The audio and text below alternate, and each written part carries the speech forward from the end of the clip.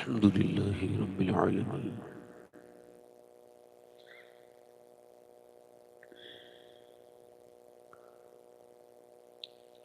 والصلاة والسلام على أشرف الأنبياء والمرسلين أما بعد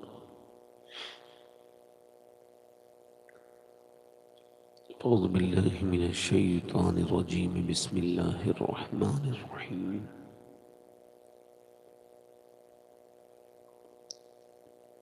ألهاكم التكاثر حتى زرتم المقابر كلا سوف تعلمون ثم كلا سوف تعلمون صدق اللہ العظیم. کیا بات رضا اس شمنستان کرم کی، اللہ ماشاء اللہ زہرا ہے کلی جس میں حسین اور حسن پھول. ماشاء اللہ دور کیا جانیے بدکار پہ کیسی گزری، تیرے ہی قدموں میں مرے بے کس و تنہا تیرا. کس کا منہ تکیے کہاں جائیے کس سے کہیے، تیرے کوچے میں مٹ جائے یہ پالا تیرا. تیری سرکار ملاتا ہے رضا اس کو شفیع، ماشاء اللہ جو میرا غوث ہے اور لاڈلا بیٹا تیرا. ماشاء اللہ ماشاء اللہ.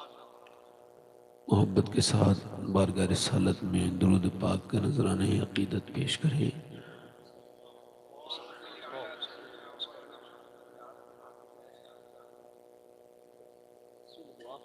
بعد صلی ہم اللہ دو تعالی درود علیہ وسلم. لائق احترام واجب التعظیم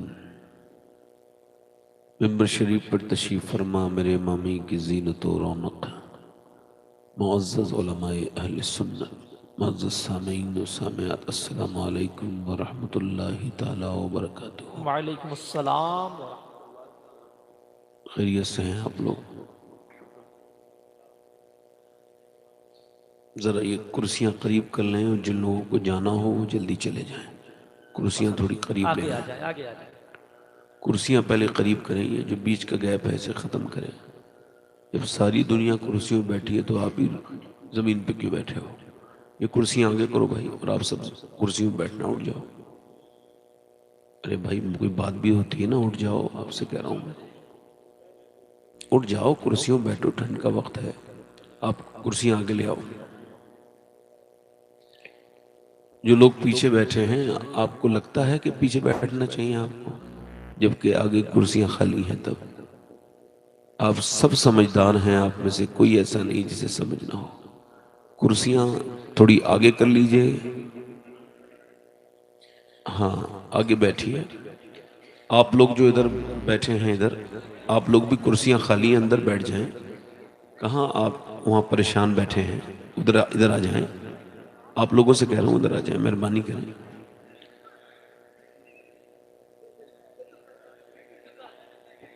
آپ لوگ جو بالکل پیچھے بیٹھے ہیں بھائی، آپ سے بھی کہہ رہا ہوں میرے بھائی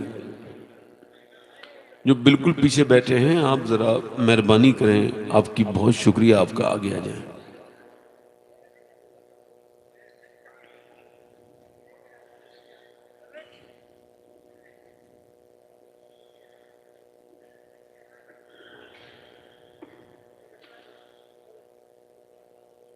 تھوڑا مل کے بیٹھ جائیں آپ بھی بھائی، بڑی مہربانی. آپ جو پیلے رنگ کا کپڑا پہن رہے ہیں، آپ بھائی آپ بھی اٹھ جائیے. ساری لوگ اٹھ چکے ہیں. آ جائیے آ جائیے. جو لوگ دکان پہ کھڑے ہیں میرے بھائی، وہ جو دکان رات میں لگی ہوئی ہے، آپ دیکھیں ہماری بہنیں کتنے سکون سے بیٹھی ہیں، مگر مردوں کو یہ جو کھڑے ہیں ان کو ذرا کوئی سمجھائے کہ بھائی محفل میں آتے ہیں تو محفل میں ہی بیٹھتے ہیں. یہ دکانوں پہ کھڑا ہونا یہ اچھی بات نہیں ہے یہ محفل کے وقت میں. اچھا، یا پھر یہ سمجھا جائے کہ یہ آ تو گئے ہیں مگر محروم ہیں، ان کو توفیق نہیں ہو رہی ہے کہ یہ آگے بڑھ جائیں. میں 1 گھنٹے سے ممبر پہ بیٹھا تھا، میں نے کئی لوگوں کو دیکھا. آپ کرسی الگ کیوں لگا کے بیٹھے ہو؟ قریب کر لو کرسیاں بھائی. برا نہ مانو آپ میری بات کا، قریب آ جاؤ. اب ایک صاحب جو بالکل پیچھے بیٹھے ہیں، کچھ آپ کے ارادے مجھے ٹھیک نہیں لگ رہے ہیں بھائی، آ جاؤ، آپ بھی آ جاؤ، ایسا کہا نہ لگاؤ۔ یہ تھوڑا سا محفل ہم لوگوں کو رات کے 12 بج چکے ہیں، ایک دو شاعر نہیں آئے ہیں جلسے میں، تب رات کے 12 بج چکے ہیں، اور میرے بعد ایک شاعر صاحب اور موجود ہیں۔ میرے حساب سے اب تقریروں کا زمانہ نہیں رہا، تقریریں آپ ختم کریں، صرف شاعری کروایا کریں۔ اب اس کی ضرورت نہیں محسوس ہو رہی قوم کو کہ آپ اس کو ختم کریں، مقررین کو ان کی کوئی ضرورت نہیں جلسوں میں، بس صرف اپنی شاعری تھوڑی دیر سنی، اب ختم کرو بس تھوڑی دیر کیا، پوری رات ہی سننی ہے۔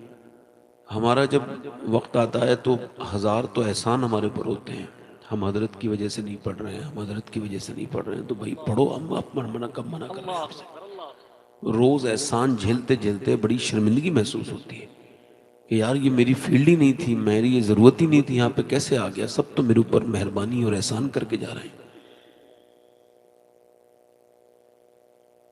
یہ سب چیزیں ہوتی ہیں جہاں سسٹم ہوتا ہے۔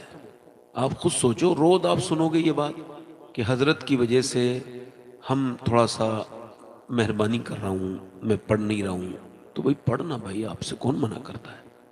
آپ تو پوری رات پڑھ دو۔ مطلب آپ نے 20-25 منٹ پڑھ لیا، تو اس کے باوجود بھی آپ میرے اوپر احسان کر کے کیوں جا رہے ہو؟ 10 منٹ اور پڑھو۔ میں بہت سینسیٹیو انسان ہوں، ایک ایک چیز کو بڑے دھیان سے سنتا ہوں کہ کس نے میرے بارے میں کیا بات کہی ہے، میری بات غلط تو نہیں؟ بھئی اگر سبھی لوگ میرے اوپر احسان کر رہے ہیں تو میں کیوں آیا ہوں پھر یہاں پہ؟ یہ میرا بھی کوئی وقت تھا کہ نہیں؟ بتاؤ، حضرت کی وجہ سے سب کم پڑھ رہے ہیں تو کیوں پڑھ رہے ہیں بھئی؟ حضرت کی وجہ سے حضرت کو ختم کرو، آپ ہی لوگ پڑھو۔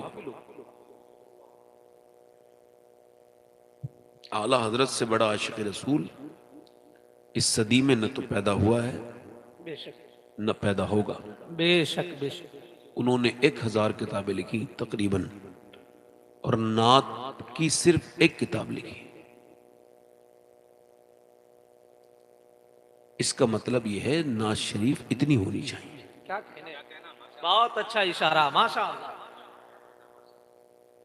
اب آپ بتائیے، اب لوگوں کے حالات اس طرح کے ہیں، میری بات کا آپ برا نہ مانے، میں تو روز اسے دیکھ رہا ہوں، ایک ایک گھنٹے سے کم نہیں پڑتا شاعر۔ اب اس کے فائدے آپ بھی دیکھ رہے ہیں، میں بھی دیکھ رہا ہوں، مجھے کچھ زیادہ بات نہیں کرنی ہے۔ میں نے تو بڑا مشکل دور دیکھتا ہوں میں، اور میں نے پہلے تاریخ دینے سے پہلے پکا کر لیتا ہوں بھائی کتنے بجے مائک دو گے، کیونکہ روز دیکھ رہا ہوں تو وہ 11 بجے کا وعدہ کر کے آتا ہوں، تب مجھے 12 بجے 12:30 بجے مائک ملتا ہے۔ مطلب حال یہ ہے کہ 2 شاعر نہیں آئے ہیں تب یہ وقت ہوا ہے، اگر وہ دونوں آ جاتے تو میری تقریر کل چاشت کے وقت میں ہوتی۔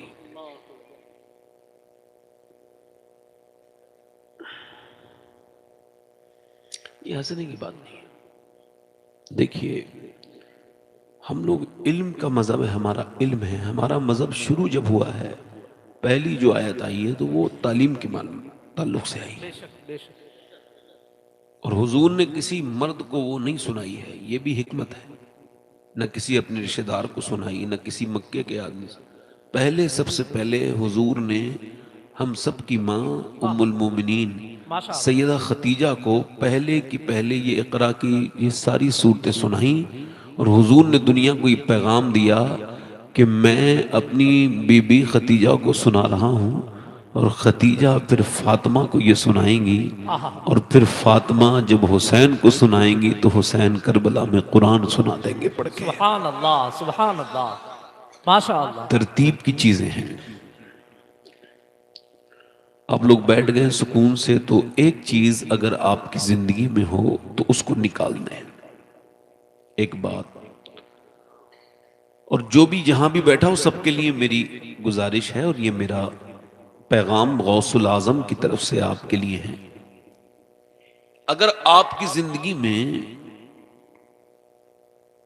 शिकवा हो, शिकायत, तो उसको निकाल दें। सैयदना शेख मुहियुद्दीन अब्दुल कादिर जीलानी गौसुल आजम ने फरमाया, अल्लाह की शिकायतें करनी है तो उससे करो जो अल्लाह से ज्यादा मेहरबान मिले।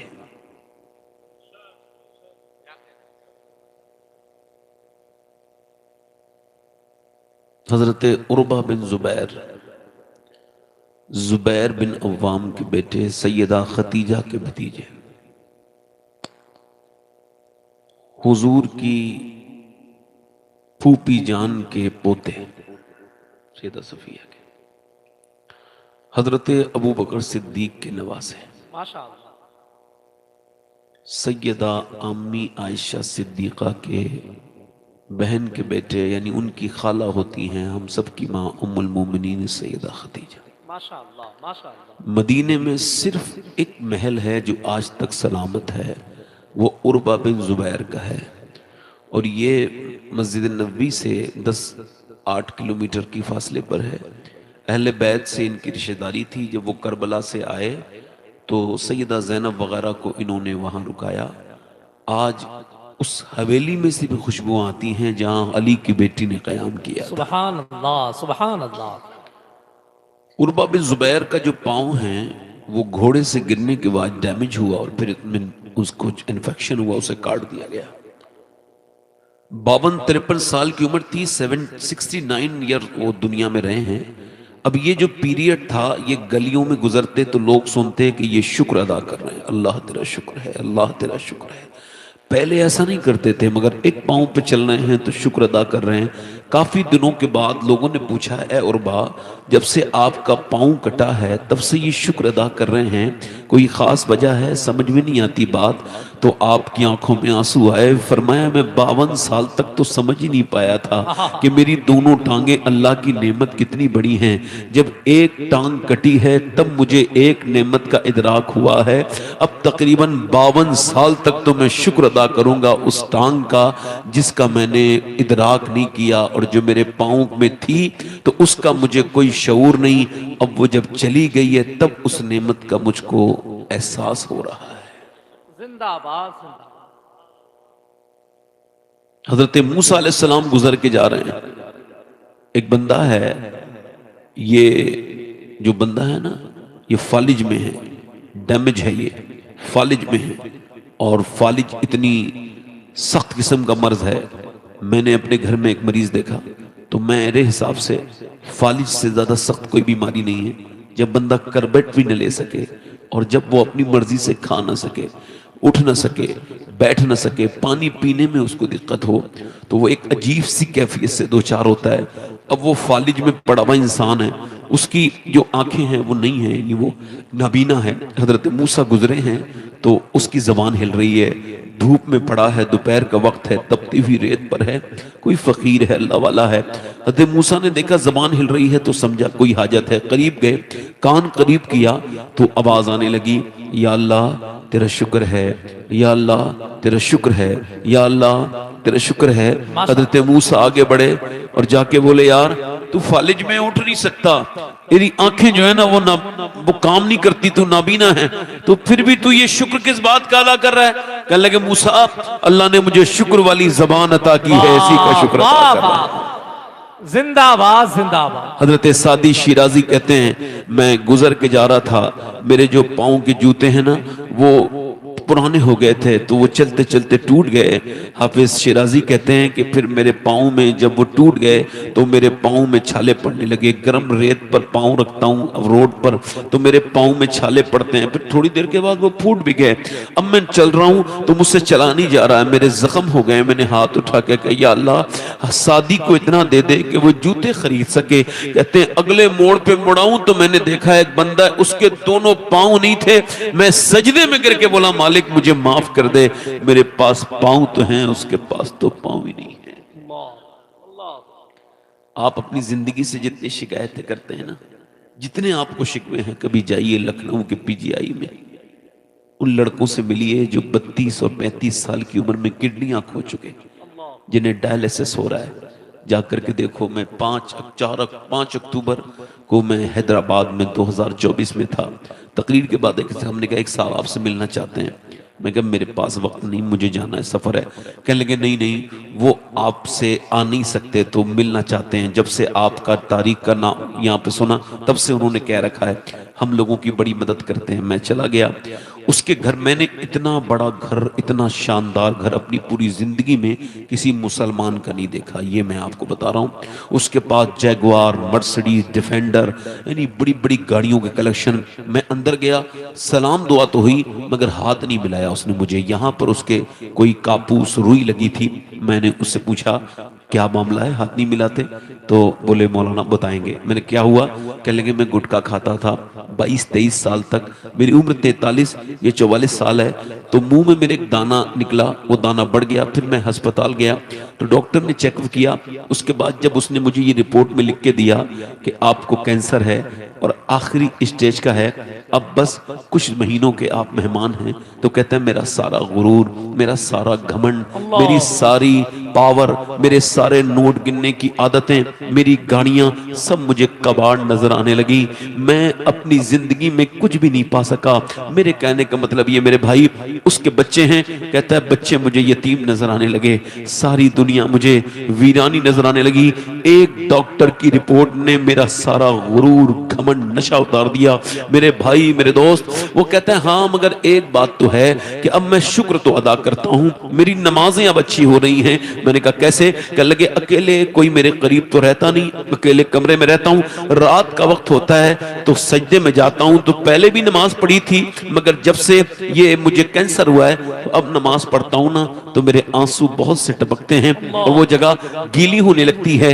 और मैं सोचता हूँ कि यार पहले सजदे कैसे सूखे थे, कैसे बेमजा सजदे थे, ये कितना अच्छा मजा है, कितना बेहतरीन सजदा है। कभी सरवा सजदा जो मैं हुआ कहीं तो जमीन से आने लगी सदा, तेरा दिल तो है सनम आशना, तुझे क्या मिलेगा नमाज में? कहता है, मैं कहता हूँ या अल्लाह तेरा शुक्र है कि तूने कम से कम मुझे कुछ जमाने पहले अपने कर्म से इत्तला करवा दी कि मैं मरने वाला हूँ। तो कहते अब मैं अपने रब को मनाने चला हूँ। जब नमाज में सर रखता हूँ तो एकदम सोचता हूँ कुछ दिनों के बाद एक ठंडी मिट्टी के कब्र के नीचे जिसमें कोई हवा नहीं आती, जिसमें कोई रोशनी नहीं है, मुझे उसमें जाना है।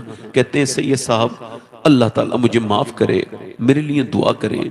मैं आपसे बता रहा हूँ मेरे दोस्तों, मेरे भाइयों, ये सिर्फ दौलती रिज़्क नहीं है। वासिफ अली वासिफ फरमाते हैं औलाद ये रिस्क है, रिश्तेदार ये रिस्क हैं, जिससे जिंदगी गुजारी जा सके। ये सारी की सारी चीजें रिस्क हैं। मेरे दोस्त, मेरे भाई, अपनी जिंदगी पर शुक्र अदा कर, नाशुक्री से बच। एक बंदा है 90 साल की तकरीबन उम्र है, अस्पताल में भर्ती हुआ है, तो डॉक्टर ने बिल बना के दिया, उसको 1.5 दिन में ठीक हो गया।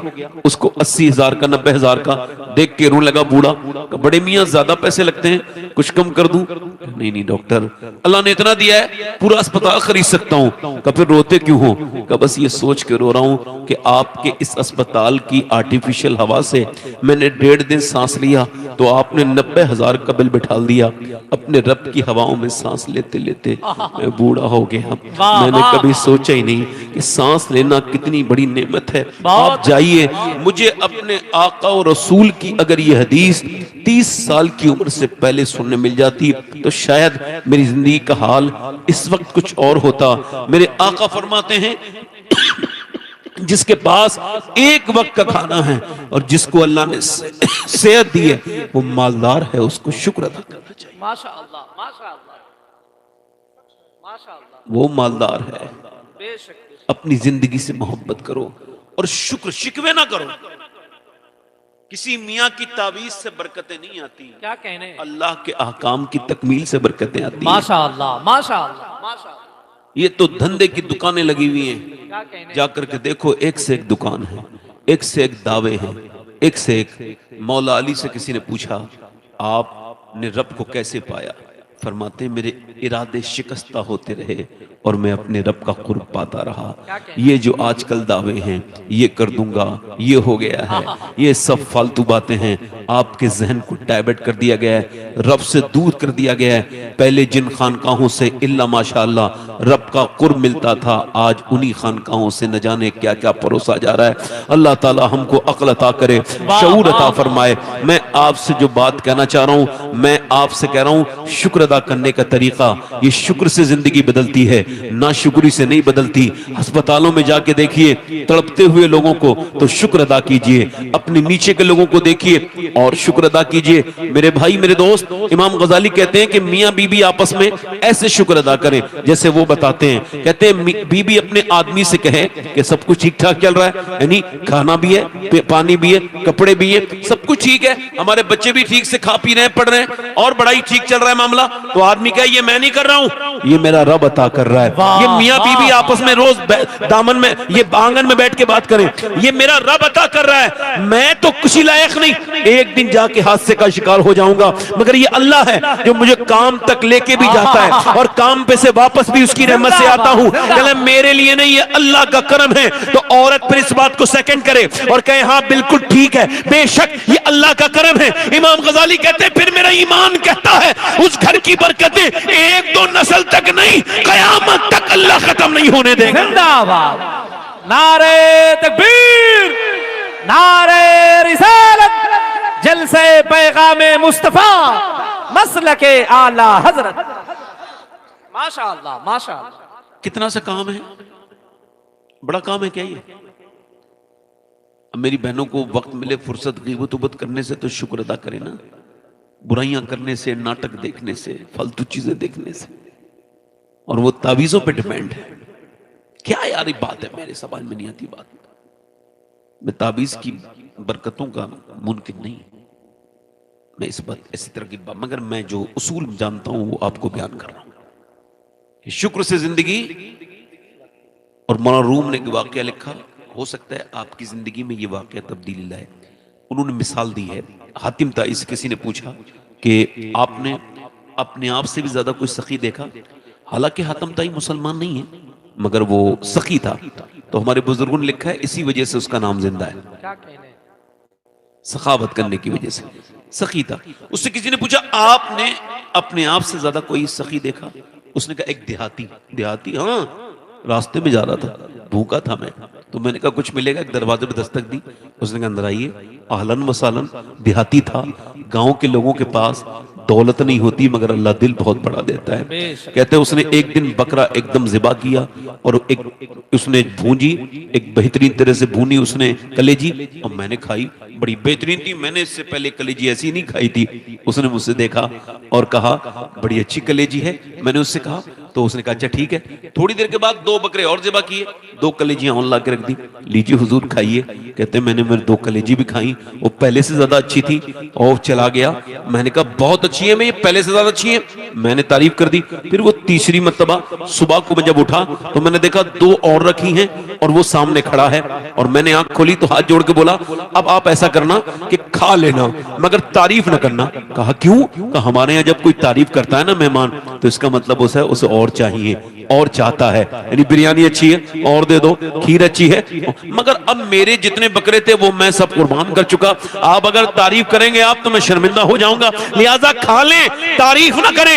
اب مولانا روم کہتے ہیں اس کا مطلب یہ ہے انسان کی چیزوں کی تعریف کرے کھانے کی تو انسان کا دل بھی کرتا ہے اور عطا کرے اور کھلائے، مگر ایک دن وہ کہے گا بس بھائی تعریف بند کر، اب میرے پاس نہیں ہے، مگر اللہ کی تو تعریف کرتا جائے گا، وہ تجھے نوازتا جائے گا، اللہ کے خزانوں میں کوئی کمی ہو نہیں سکتی۔ اللہ فرماتا ہے لئن شکرتم لازیدنکم۔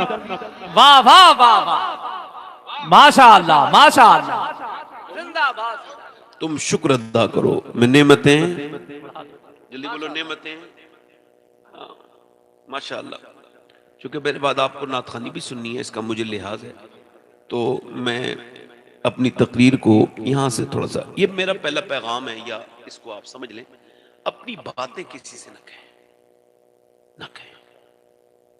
مولا علی فرماتے ہیں اپنے راز کو راز رکھ، رازدار کو دے، اور رب سے بڑا کوئی رازدار نہیں۔ سرکار مولا علی فرماتے ہیں جب تک تو نے اپنی باتیں کسی سے نہیں کہی ہیں نا تیری عزت مٹھی میں، نہ کہو، کیا ضرورت ہے، اس سے کہو جو بڑا کریم ہے، بڑا ہی رحیم ہے۔ اللہ آپ کو برکت عطا فرمائے۔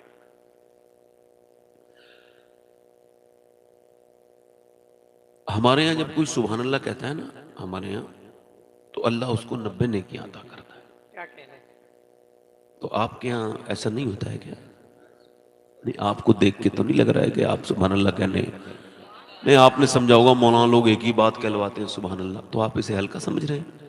حضور فرماتے ہیں یہ سبحان اللہ زبان پہ ہلکا ہے، مگر جب میزان پہ تولا جائے گا تو بڑا بھاری ہو جائے گا. سبحان اللہ سبحان اللہ سبحان اللہ. اللہ آپ کو پر فضل فرمائے. میں نے جو قرآن کی آیت پڑھی ہے اس میں اللہ فرماتا ہے کہ الہاکم التکاثر حتی زرتم المقابر. ٹھیک، تمہیں غافل رکھا مال کی زیادہ طلبی نے،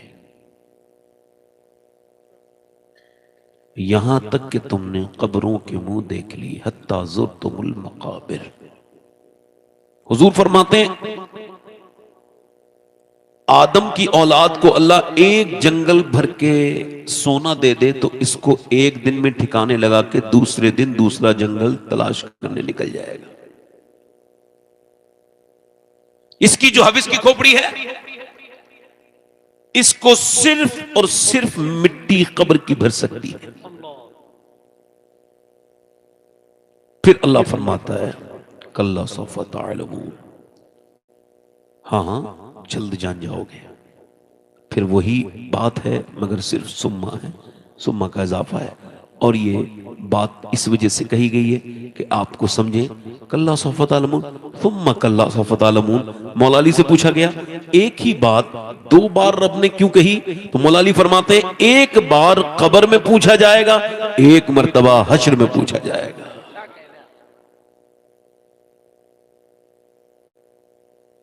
اچھا آپ مجھے ایک سوال کا جواب دیں، کیا آپ نے کبھی کسی دیکھا ہے، ہو سکتا ہے میں اپنی بات کر رہا ہوں، ایسے میں کہتا ہوں روز، ہو سکتا ہے کہ یہ میری زندگی کی آخری تقریر شروع ہو رہی ہو سکتا ہے نا، ایسے کہہ دیجئے، اس سے ایگری کیجئے آپ. ہو سکتا ہے نا بھائی، آپ کے کہنے سے اگر میری موت نہیں ہوگی تو مر نہیں سکتا، اور اگر آپ نہیں کہو گے تو بچ بھی نہیں سکتا. اگر آگے آپ کے کہنے سے کوئی فرق نہیں پڑے گا، مگر میں کہہ رہا ہوں کہ ہو سکتا ہے نا میری زندگی کی آخری تقریر ہو. بولو آپ لوگ، بولو نا، ہو سکتا ہے نا. تو یہ بھی تو ہو سکتا ہے یہاں کوئی بندہ ایسا بیٹھا ہو جو آخری نصیحت سننے آیا ہو، پھر وہ نصیحت نہ سن پائے. اچھا آج تک آپ نے دیکھا کسی بے نمازی سے موت نے کہا ہو کہ کل مرنے والے ہو، توبہ کر لو؟ بے نمازی جب مرے گا تو اتنی پیاس لگے گی 7 سمندروں کا پانی بھی پی لے، ذلیل ہو کے مرے گا. اور جب اٹھے گا تو پھر مسلمانوں کے ساتھ نہیں بلکہ دشمنان خدا کے ساتھ، عام کافروں کے ساتھ بھی نہیں، دشمنان خدا کے ساتھ، فرعون کے ساتھ، نمرود کے ساتھ، اور یہ جو ہے وہ ابو جہل کے ساتھ، بڑے بڑے لوگ، یعنی مرے گا تب ذلیل ہو کے، اٹھے گا تب ذلیل ہو کے. اب مجھے بتاؤ کسی بے نمازی سے کبھی کہا ہے موت نے؟ کبھی کہا نہیں؟ کہا نا. کبھی کہا کسی ماں باپ سے بدتمیزی کرنے والے سے، کسی تیز آواز سے بول کے ماں کی توہین باپ کی توہین کرنے والے سے کہا کہ تو مر گیا اگر اسی حال میں تو جہنم میں جائے گا، صحیح یہ ایک دم توبہ کر لے؟ کبھی کہا ہے؟ کبھی کہا ہے اگر مرنے والا ہے توبہ کر لے؟ کبھی کہا؟ جلدی بولو. کبھی کہا؟ نہیں کہا. نہ ماں سے نہ سنو نہ ماں باپ کے نافرمان سے کبھی موت نے کہا، نہ کبھی سود کھانے والے سے کہا. حالانکہ نبی فرماتے ہیں اور حدیث میں آیا کہ جس سودگیا کا پیٹ بڑا ہوگا یہ پیٹ کے بل گریں گے اٹھیں گے گریں گے، پورا تماشا بنا ہوگا. اہل محشر پوچھیں گے یہ کون ہیں جن کی دونوں نے ان کو کھڑا نہیں ہونے دے دیا، در کھڑا نہیں ہونے دیا، ان کا توازن بگڑ گیا. کہ لگے یہ وہ فرشتے کہیں گے یہ وہ بدنصیب ہیں جو سود کھاتے تھے. سود کھانے والا اپنی ماں کے ساتھ زنا کرنے سے بدتر انسان ہے. آج تک سود کھانے والے سے موت نے نہیں کہا تم مر جاؤ گے ورنہ توبہ کر لو کل مرنے والے. کبھی کہا؟ کبھی کسی بدنگاہی کرنے والے سے موت نے کہا اسی حال میں مرے گا تو بدنگاہی وہ برا گناہ ہے. امام حسن بصری فرماتے ہیں میرے دور میں جتنے لوگ بھی بے ایمان ہو کے مرے اس کی سب سے بڑی وجہ بدنگاہی تھی. اصل میں جب ڈر نکل جائے نا لوگوں کا، اور ڈر نکال دیں وہ لوگ، ارے میں بات نہیں کرتا، آپ میری طرف دیکھیں اور سنیں. آج تک کسی بے نمازی سے موت نے کہا؟ نہیں کسی شراب پینے والے سے، نہیں کسی جھوٹ بولنے والے سے؟ اب غوث العظم کا یہ بات سن لو، چاہے میری تقریر یاد کرنا نہ کرنا، یہ یاد کر لینا۔ غوث العظم فرماتے ہیں موت تجھے حال بدلنے نہیں دے گی، جلدی بولو، موت تجھے حال بدلنے نہیں دے گی، جس حال میں مرنا چاہتا ہے اسی میں جینا شروع کر دے۔ واہ واہ ماشاء اللہ نہیں سمجھے آپ بات کو میری؟ بے نمازی ہے تو اس کو موت مہلت، جس حال میں جی رہا ہے اسی میں۔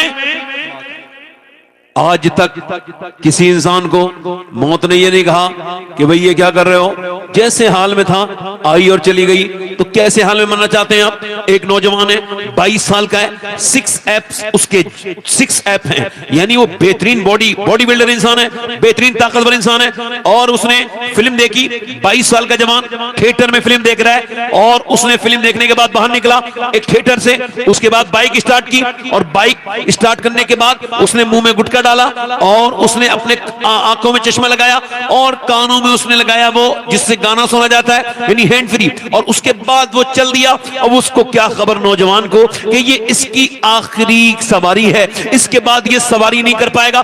موت نے اس کی ویڈیو وائرل ہوئی، موت نے اتنی بھی اس کو مہلت نہ دی کہ وہ اپنے منہ سے گٹکا تھوک دیتا، گانا روک دیتا، یا بائک روک کے مر جاتا۔ نہیں، چلاتے چلاتے جو اٹیک آیا، پہلے وہ گرا، بعد میں بائک گری، اور اس کا پورا چہرہ اس کے روڈ کی کنکریوں نے ادھیڑ بن کے بیکار کر دیا۔ پورا وہ چہرہ جو کل تک بڑے جس پہ فیس واش لگائے جاتے تھے، جس کے ایک ایک نشان کو غور کیا جاتا تھا، جسے بار بار آئینے میں دیکھ کے چیک کیا جاتا تھا آج میں کیسا لگ رہا ہوں، وہ جس میں فلٹر لگا کے اپنا چہرہ فیس بک پہ جس پہ لائک لیا جاتا تھا، جس کی اور جس کی ریلیں وائرل ہوتی تھی، جو جو جو جو جو کہ دنیا اللہ کو بھول چکا تھا، اس کو موت نے اتنی بھی مہلت نہ دی۔ مسلمان تھا مگر مرا تو ایسے ہی مرا کہ گانا سوبی کسی اور نے بند کیا اس کے موبائل کا، اور اس کے بعد اسے لے کر کے گئے پوسٹ مارٹم ہاؤس میں بغیر کپڑوں کے لٹال دیا جاتا ہے۔ اب اس کے مکھیاں بھنک رہی ہیں، یہ کوئی کون ہٹائے گا، وہاں کون کس کا خیال لگتا ہے، یہیں سے میاں اس کے بعد اس کے سارے کپڑے اتار دیے گئے۔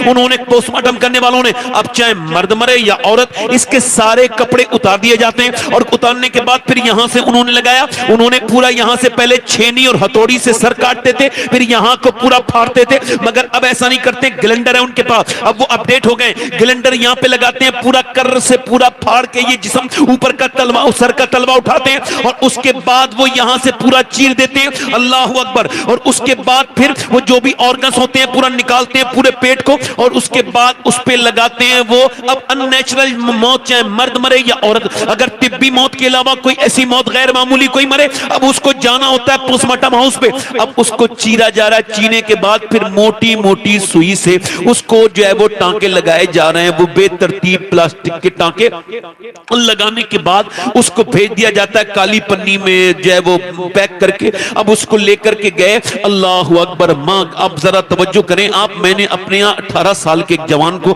میں نے غسل دیا تھا، اس کے سر کو میں نے جب اٹھایا تو اس کا سر میں وہ بے ترتیب ٹانکے تھے، تو میری انگلی اندر گئی اور سفید ایک ہڈی میری انگلی میں لگی، تو اس میں سے خون نکلا، میں رونے لگا۔ ایک صاحب نے کہا کیا تکلیف ہوتی ہے میاں؟ میں کہا نہیں، میں تکلیف کی وجہ سے نہیں رو رہا ہوں، بلکہ میرے نبی پاک ارشاد فرماتے ہیں کہ جب مردے کا ہاتھ پکڑتا ہے غسل دینے والا تو مردہ کہتا ہے ذرا آرام سے ہاتھ اٹھا، تیرے ہاتھ اٹھانے سے میرے بڑی تکلیف ہوتی ہے۔ اللہ کے رسول فرماتے ہیں جب مردے کو لے کے چلتے ہیں تو وہ کہتا ہے ذرا آرام آرام سے اپنے پاؤں رکھ، تیرے پاؤں کی دھمک سے مجھ کو تکلیف ہوتی ہے۔ حضرت سیدنا عیسیٰ علیہ السلام اپنی والدہ مریم کی قبر پہ گئے، سیدہ مریم کے بارے میں حضور نے فرمایا اپنے زمانے کی عورتوں کی سردارہ ہے، سیدہ مریم کا کیا معاملہ ہے، میں ان کے پیروں کی دھوبن کے برابر میں نہیں ہو سکتا، میں صرف اپنی بات کرتا ہوں کہ کتنے ڈر کی بات ہے یہ کہ حضرت عیسیٰ نے اپنی والدہ سے کہا میری والدہ مریم میں اب مردے زندہ کر لیتا ہوں، تجھے دیکھنے کا دل کرتا ہے، تو کہے تو زندہ کروں۔ اندر سے آواز آئی نہ عیسیٰ نہ، جب میری روح نکلی تھی اتنی تکلیف ہوئی تھی، اس کا احساس مجھے اب۔ اللہ، حضرت سیدنا ابو ہریرہ، انتقال کا وقت ہے، کبھی زرد رنگ ہوتا ہے، کبھی سرخ، کبھی زرد، کبھی سرخ، کبھی زرد، کبھی سرخ۔ یہ ایک صحابی رسول ہے، یہ حضور کے مرید ہیں. سبحان اللہ سبحان اللہ سبحان اللہ. بولو تو کس کے مرید ہیں؟ اور یہ میری باتیں آپ کو اگر ہلکی لگ رہی ہوں نا، مولا علی فرماتے ہیں تو موت پہ غور کرے گا تب بھی مرے گا، نہیں کرے گا تب بھی مرے گا. مگر تو موت کو یاد نہیں کرے گا بڑی ذلت کی موت آئے گی، اور اگر یاد کرے گا تو آسانی سے جائے گا. میرے کہنے کا مطلب یہ ہے جانا تو سب کو ہی ہے.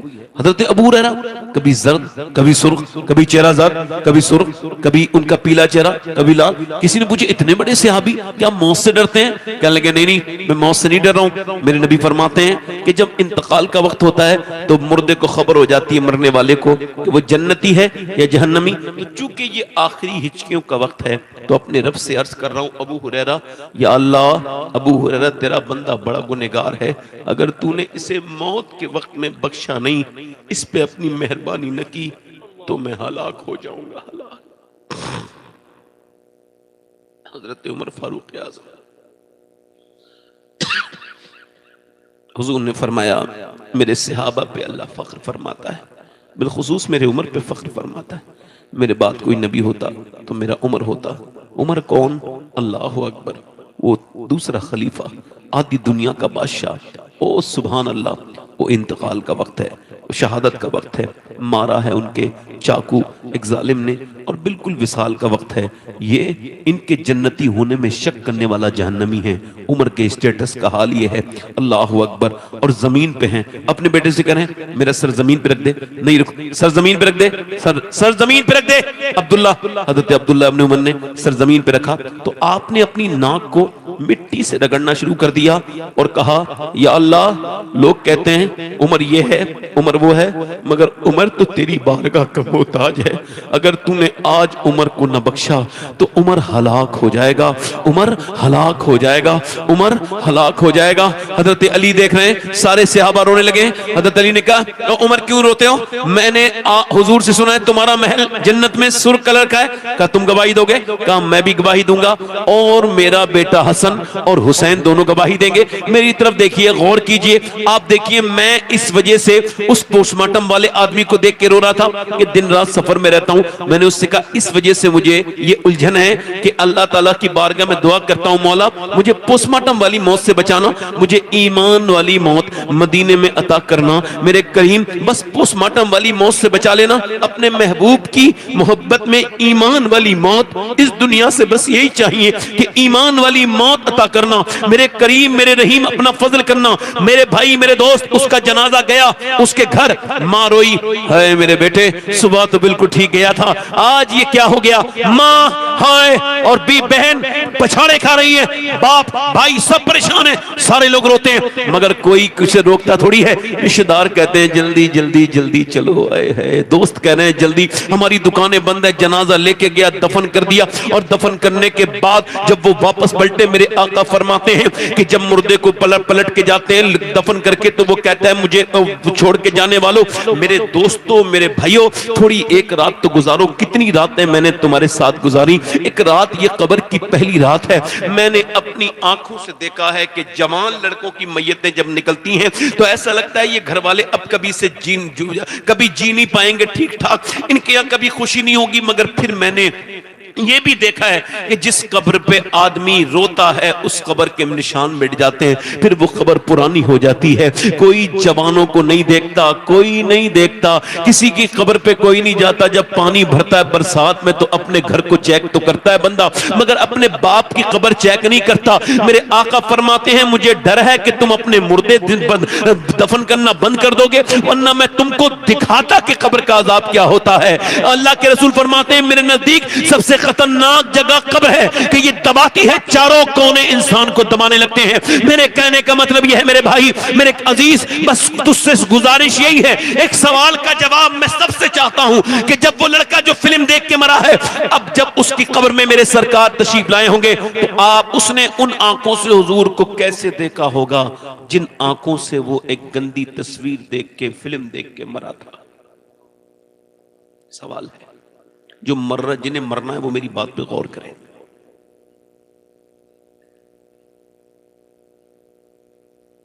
یہ آنکھیں جس حال میں بند ہوں گی نا اسی میں کھلیں گی. اگر یہ فلم دیکھ کے بن ہوئی ہیں اور قیامت کے دن فلم دیکھتے دیکھتا اٹھا تو حضور فرماتے ہیں عرض کی گئی آنکھیں کس کی ہیں؟ اللہ کی ہیں، اللہ کی ہیں۔ کیوں بنائی گئی ہیں؟ اللہ کے دیدار کے لیے۔ قیامت کے دن اگر آنکھوں نے شکایت کی نوجوانوں یہ تمہاری نہیں ہے، نہیں نہیں نہیں میرے دوست، میرے عزیز، میرے بھائی، یہ تیری آنکھیں ہرگز نہیں ہیں، یہ کس کی ہیں؟ اللہ کے رسول نے فرمایا یہ اللہ کی امانت ہے۔ اور کیوں بنائی گئی ہیں؟ اس وجہ سے کہ اللہ کا دیدار کریں۔ اگر قیامت کے دن آنکھوں نے کہہ دیا مالک تو نے بنایا تو اس وجہ سے تھا کہ تیرا دیدار کریں، مگر اس نے تو مجھے گندا کر دیا، تو پھر کیا جواب دو گے؟ کیا ہوگا بولو اس وقت میں جب آنکھیں خلاف بولیں گی؟ آج مسلمانوں کو ڈر سے کوئی مطلب ہی نہیں، ہم کو چاہیے اچیومنٹ، کامیابی، پیسہ، یہ وہ، ہم کو آخرت سے کوئی مطلب نہیں ہے۔ ادھر دیکھو جب مسلمان بچیاں بیٹیاں برقع پہن کے سنیما ہال میں نظر آنے لگیں، جب مسلمان بچیاں تھیٹروں پہ وقت گزاریں، جب مسلمان بچیاں تھیٹروں پر فلمیں دیکھیں، جب ان کو پاکستان کی اداکاروں کے نام تو یاد ہوں اور جب ان کو ہالی ووڈ اور بالی ووڈ کی عورتوں کے نام تو یاد ہوں، اور جب انہیں حضور کے گھر کی عورتوں کے نام یاد نہ ہوں، جب ان کو سیرت سیدہ خدیجہ بھول جائیں، جب تب یہ یاد رکھنا یہ کوئی چھوٹی موٹی بات نہیں ہے۔ مسلمانوں کی 11 لاکھ لڑکیاں اسلام چھوڑ کر کے اسی ہندوستان سے غیر مسلموں کے گھروں میں ہیں۔ 11 لاکھ تو کچھ ملکوں میں مسلمانوں کی آبادی تک نہیں ہے، مگر مسلمان سویا ہوا ہے، اس کو پتا ہے بس مجھے یہ چاہیے۔ قیامت کے دن اگر امام حسین نے پوچھ لیا میں نے پوری امت بچائی تھی، تجھ سے اپنی بہن نہ بچی، تجھ سے اپنی بیٹی نہ بچی، تو تم کیا جواب دو گے؟ میرے بھائی، میرے دوست، سب سے پوچھنا چاہتا ہوں، جب مسلمان بچیاں 11 لاکھ گئی ہیں، دل پہ ہاتھ رکھ کے بتاؤ وہ جو غیر مسلم کے ساتھ بائک پہ گھوم رہی ہے کیا وہ واقعی میں مسلمان تھی؟ اس طرح کی تقریر اگر آپ سننا پسند نہیں کرتے ہیں تو کوئی ضرورت نہیں، میں تو ایسی کرتا ہوں۔ میں آپ کو ہنسا نہیں سکتا چونکہ میں کبھی قرآن پڑھ کے ہنسا ہی نہیں، کبھی میں نے کوئی ایسی حدیث پڑھی نہیں جس سے میرا قہقہ لگا ہو، اس وجہ سے میں آپ کو ہنساؤں گا۔ بس ایک سوال کا جواب دو، 11 لاکھ مسلمان لڑکیاں، تم کیمرے والے ہو کیا؟ اچھا ٹھیک ہے، اب آنا نہیں بیٹے، ٹھیک ہے؟ چونکہ محفلوں میں آیا اپنی مرضی جاتا ہے، پھر جایا تب جاتا ہے جب بات پوری ہو جائے۔ تو جب مسلمان بچیاں، مسلمان بیٹیاں جب رقص کرنے لگے، جب شادیوں میں بے حیائی کرنے لگے، وہ کہتے ہیں صاحب وہ اتنی وہ خوش ہو رہا ہے بیسٹ، ادھر یہ خوش ہو رہے ہیں، ادھر یہ دشمنان اسلام خوش ہو رہے ہیں، ویڈیوز ڈالتے ہیں، دیکھو اتنی بدل گئی ہمارے، ادھر آ گئی، ادھر مسلمانوں کی بچیاں بیٹیاں انسٹاگرام سے ہم نے برباد کر دی، یوٹیوب سے برباد کر دی۔ ایک سوال کا جواب میں چاہتا ہوں، کیا وہ واقعی میں مسلمان تھی؟ کیا بتاؤ، کیا اس کی ماں مسلمان تھی جس کی بیٹی نے غیر مسلم کا ہاتھ پکڑتے میں کوئی جھجک محسوس نہیں کی؟ بتاؤ، جس نے بائک پہ بیٹھ کے ویڈیو بنی تب بھی بنی ڈری، اور ویڈیو لوگ وائرل کر رہے ہیں۔ مسلمانوں وائرل کرنے سے کچھ نہیں ہوگا، اپنے گھر کو بچاؤ، اپنی بیٹی کو بچاؤ، اپنی بہن کو بچاؤ، جو دوسرے گھر میں ہوا ہے تمہارے گھر نہ ہو، اس کے لیے کچھ تیاریاں کرو، اس کے لیے غور کرو۔ اچھا وہ کسی ایسی ماں کی تو بیٹی ہو سکتی ہے جس نے اسے ٹی وی کے سامنے ناٹک دیکھ کے رونا سکھایا ہو، مگر ایسی ماں کی بیٹی وہ ہو نہیں سکتی جس نے اسے مسلح پہ بیٹھ کے رونا سکھایا ہو۔ ایسی ماں کی بیٹی نہیں ہو سکتی، مگر اللہ کا شکر ہے کہ میں سید ہوں، پھر بھی اللہ کا فضل ہے، میں ایک وصیت کر چکا ہوں اور آپ کے سامنے بھی دہراتا ہوں۔ میں نے یہ وصیت کی ہے کہ جب میں مروں تو میری قبر میں میرے سینے کے اوپر مجھے دفن کرنے سے پہلے ایک جوتا فلسطینی لڑکیوں میں سے کسی ایک کا اگر مل جائے تو میرے سینے پہ رکھ دینا، تاکہ میرا رب اس جوتے کی برکتوں سے میرے سارے گناہ معاف کرے۔ کون فلسطینی لڑکیاں جنہوں نے یہ بیان دیا ہے کہ ہم جب رات کو سوتے ہیں تو پہلے قرآن کی تلاوت کرتے ہیں، پھر برقع اوڑھتے ہیں، پھر سو جاتے ہیں۔ کہا برقع تو کوئی نہیں اوڑھتا، آپ کیوں اوڑھتی ہیں؟ عورتیں سوتے وقت برقع اتار دیتی ہیں، کہ نہیں وہ اوپر سے بم جب گرتے ہیں تو گھر ملبے میں تبدیل ہو جاتے ہیں۔ ہم یہ سوچ کے برقع اوڑھ کے سوتے ہیں کہ جب صبح کو ہماری لاشیں نکلیں تو پردے میں ہونی چاہیے اور بے پردہ نہیں، تاکہ پھر قیامت کے دن آمنہ کے لال سے ملاقات ہو تو ہم عرض کر دیں یا رسول اللہ ہمارے 20,000 بچے بھوک سے مر گئے، آدھے آدھے بچوں کو اٹھا کے لے جا رہی ہے۔ وہ جب ملبے کو کھولا گیا تو ایک لڑکی اندر ہے 15-16 سال کی، بیٹی نکلو، دم گھٹ رہا ہوگا، نہیں نکلوں گی۔ کہا ہم نے راستہ بنا دیا، بڑی مشکل سے تمہاری جان بچی ہے، باہر کیوں نہیں آتی؟ کہ پہلے کوئی مجھے پردہ پھینکو، دوپٹہ پھینکو، کوئی چادر پھینکو۔ کہا کیوں؟ کہ اگر ایسی آ جاؤں گی تو میرے کپڑے ٹھیک نہیں، میری بے پردگی ہو جائے گی۔ جس کے ماں باپ سب دب کے مر گئے ہوں اس کو پھر بھی پردے کا خیال ہو۔ تو یہ آج کل کی ناچنے والی اور شادیوں میں جا کے یہ میک اپ کر کے اپنے جسم پہ فٹنگ لباس پہن کر کے اور یہ بیہودہ کی طرح میک اپ کر کے جانے والی یہ مسلمان لڑکیاں ہیں یا وہ مسلمان لڑکیاں؟ کیا کہنے، واہ واہ واہ، ماشاء اللہ ماشاء اللہ۔ بتاؤ، کوئی خبر سنی آپ نے ایک بھی فلسطینی لڑکی نے کسی اسرائیلی آدمی کا ہاتھ پکڑا ہو اور کہا ہو چل مجھے اپنے ساتھ لے جا، میری جان بچا لے؟ نہ نہ نہ، اس نے یہی کہا اے آمنہ کے لال، 50,000 سے زیادہ عورتیں رخصت ہوئیں، دنیا سے شہید ہوئیں، مگر کسی ایک نے بھی دین نہیں چھوڑا۔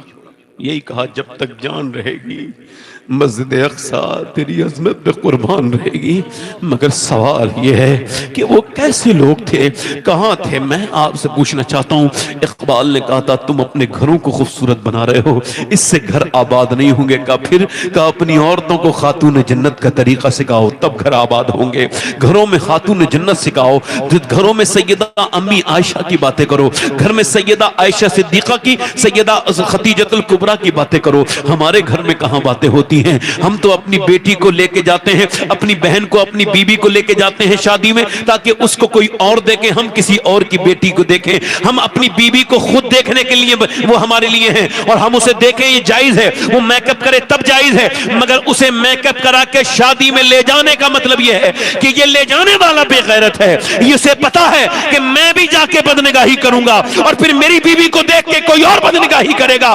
معاف کرنا، یہ مسلمانوں کی صورتحال نہیں ہے۔ سیدنا امام حسین فرماتے ہیں عورت کے پردے سے مرد کی غیرت کا اندازہ کیا جا سکتا ہے۔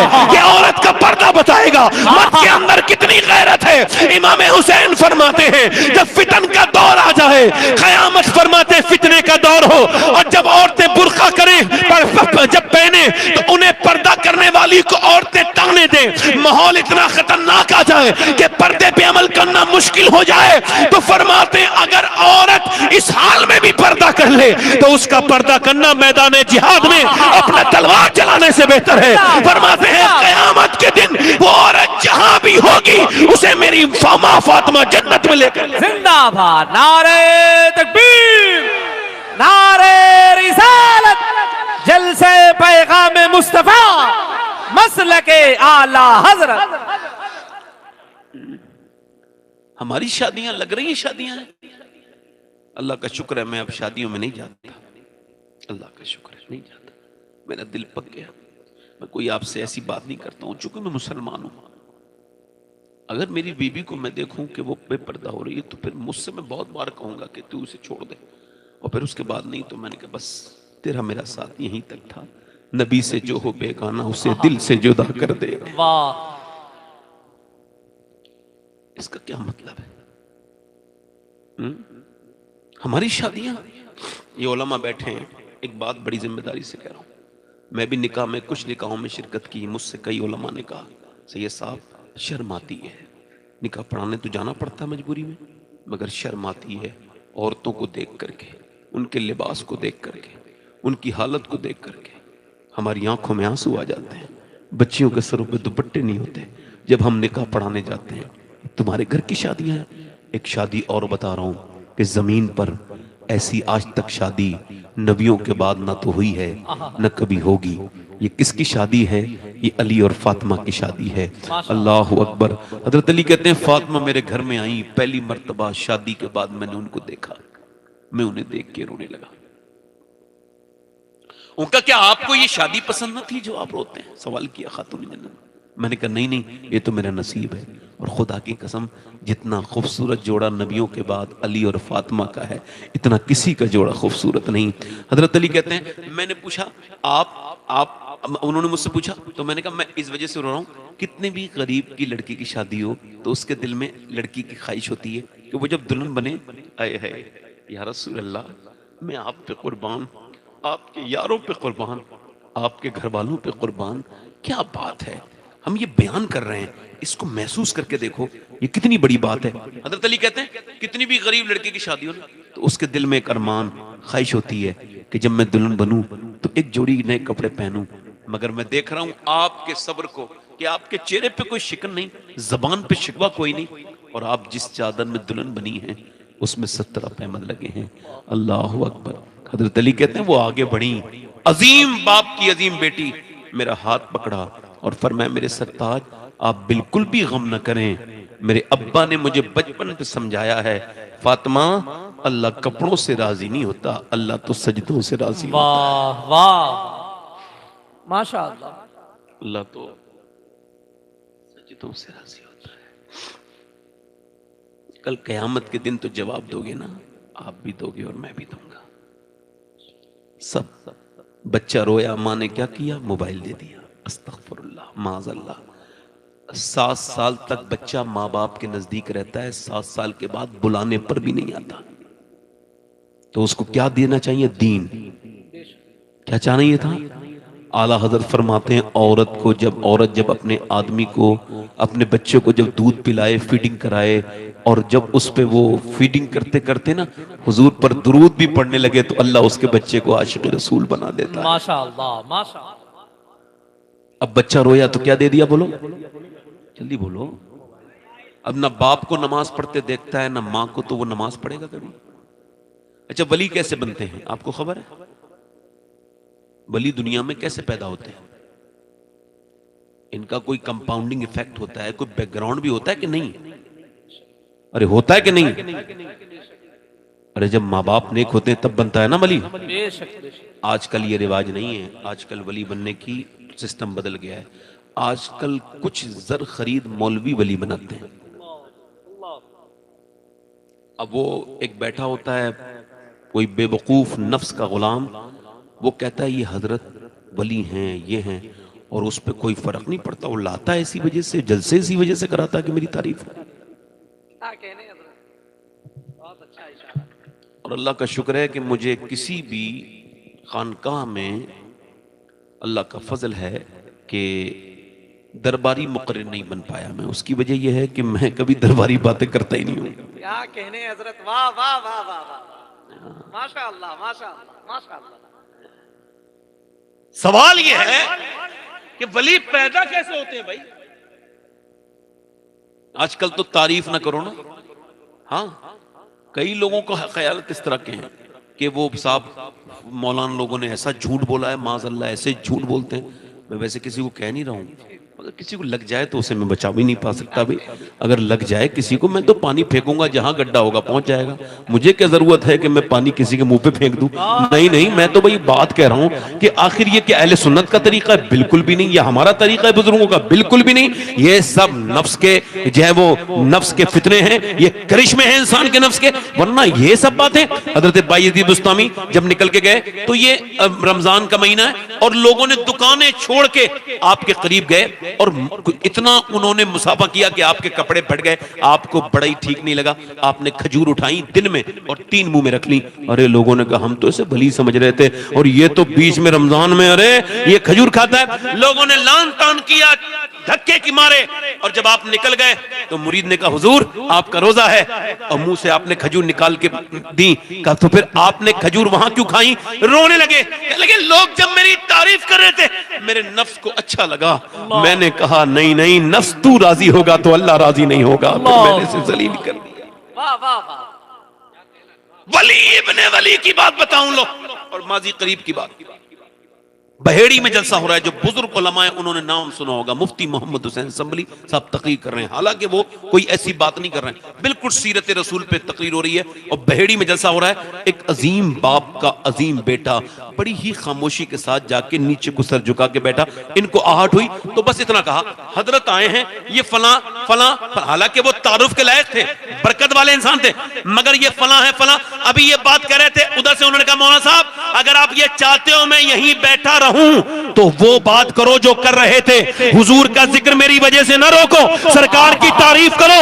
ہم حضور کی تعریف رکوانے کے لیے نہیں, حضور کی تعریف دنیا میں کرنے کے لیے آئے ہیں. اس متقی انسان کا نام مصطفیٰ رضا مفتی اعظم ہند تھا. نعرہ تکبیر, نعرہ رسالت, جلسے پیغام مصطفیٰ, مسلک اعلی حضرت.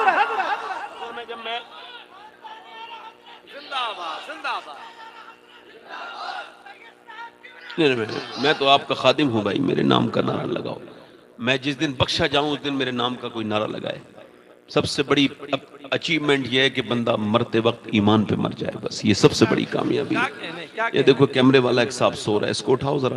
اے بھائی اللہ تعالیٰ اس کی نیند کی برکتیں ہمیں بھی عطا کرے. بھائی یہ کس طرح کی نیند ہے؟